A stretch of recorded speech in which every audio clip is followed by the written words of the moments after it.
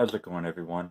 Um, I might have already talked about this in a video I did years ago or something. I honestly can't remember, but it's something I've been wanting to talk about for a while, just because of, things that have been going on recently, with games shutting down servers and Telltale closing their games and stuff. I want to talk about the advantages of playing digitally as opposed to having a physical copy.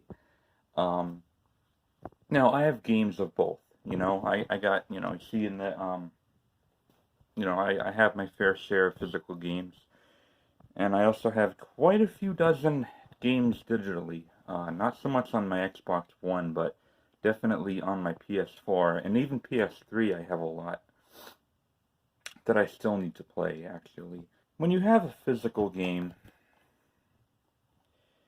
I've always liked having physical copies of games because you don't have to worry about, you know, something bad happening to your account and you losing all of the games that you had on your account if it gets hacked or a service gets shut down.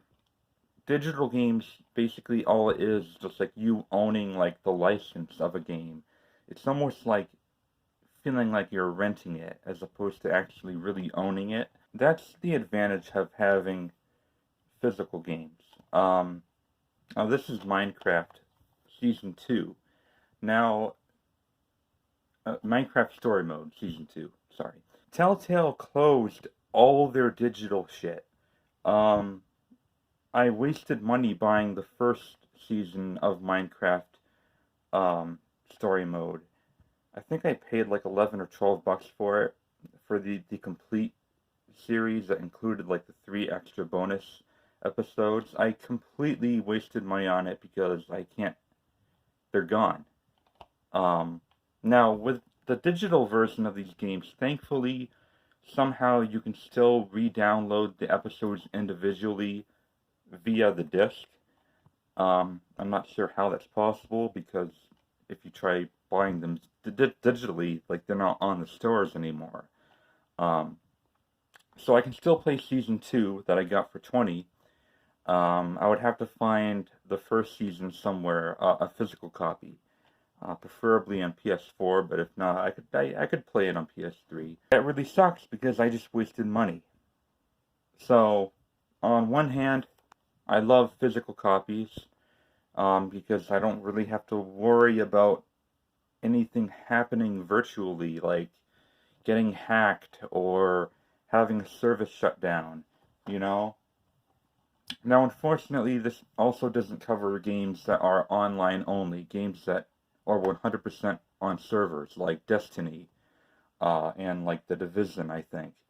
Um, there's one game that was on PS3 and 360, I believe. It was an online first-person shooter called Mag. And basically, this is a coaster. It no longer has any value. You can use it as a frisbee. You can use it as something to shoot target practice. You can use it to, like I said, it can be used as a coaster. You can use it to, yeah, put your mugs on because this is now useless because the game was online only. I don't know why I still have this. I guess the only reason why I had this was just because to make a video about. So I don't need this anymore. So yeah, that's why I try to avoid online only games as much as possible because I know that that doesn't last forever. One of these days, Destiny will be non-existent, and it will just be a memory. And of course, many gaming videos on YouTube or Twitch or whatever platform you streamed it on. Um, let's talk about the advantages of buying digitally. It's more convenient in the sense that you don't have to go out and buy a game. You don't have to waste gas money going into town, waiting in line, getting it, driving all the way back. And yeah, it's a lot easier to buy games digitally nowadays. All you need is a credit card, or a prepaid whatever, and you just buy it off the store, download it, play it. You're good. It automatically installs whatever current patch the game is on, and yeah. And also, if something happens like you get robbed or your house burns down and you lose that physical copy, well, even if you lose like your console, if you can, buy another console, you can still recover your account. Everything's saved digitally, which is awesome. And that's really, really cool. I could see, both sides having a lot of advantages and disadvantages. Um, I personally see, in my experience, um, I think it's more realistic to to get hacked or have a game service shut down than it is having your house burned down or getting robbed. I've only been robbed once in my life, and it was in college, and it was partly my fault because I left kind of left my dorm door unlocked. But I was only gone for like 5 or 10 minutes, so like he knew that he was watching me, which is fucking creepy. But um, with digital, I wouldn't have to worry about that. But like I said, in my experience, it's more common to get hacked than it is to get robbed physically, or have your house burned down, which has never happened in my life yet, thankfully. I just always preferred having the game in my hand, you know, owning it. Oh, and another good reason, and this is probably the thing that might tip the scales in favor of physical copies, at least for me anyway. When you're done with a game and you know you're not going to play it anymore, you know what you can do with it? You can sell it. You can sell it, get some of your money back. With digital games, you're stuck with them forever. You can't loan them. You can't sell your license to the other account on the same console, which actually would be pretty cool if you could like kind of like trade that way.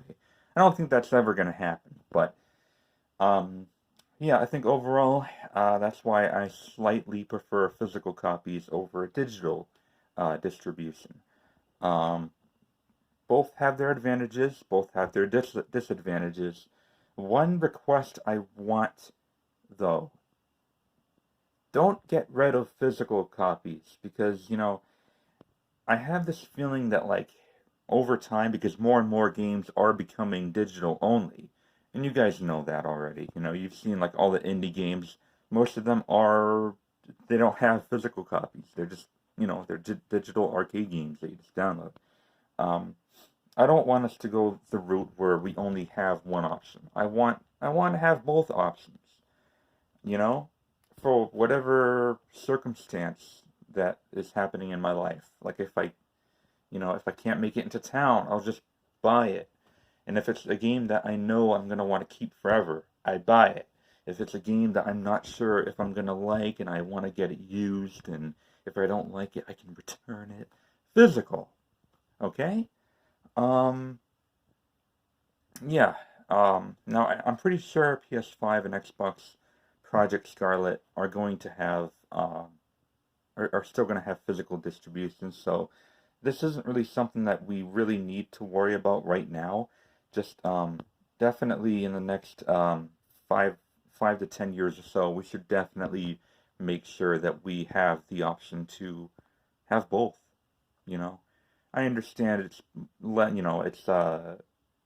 less costly to not distribute physically, but come on, man. I mean, we all got preferences, and you shouldn't have to ruin it for the other half, to make more money on the other half. I don't want physical copies of games to go away. Um, and if it does, then I might just stop playing games altogether. Speaking of which, I don't know how long it's gonna be before I go into this next generation. Next year, I think is when the new consoles are gonna come in. I'm probably gonna wait until like I'm like done with like all the games from this generation and even the last generation. I have so many games to play. I'm just like, I'm not ready for a new generation, man. You're gonna make me sick.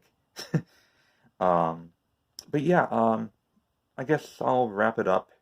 Let me know what you guys' opinions are on this. What you think is better, digital or physical? Which one benefits you more and why? And yeah, until then, it's probably going to be like a Halloween special or something at the end of this month. And then I'll probably play The Outer Worlds when it comes out on the 25th. Hopefully I'll have a review up or at least a thoughts video up in November. That's the plan. So yeah, until then, thank you very much for watching, guys.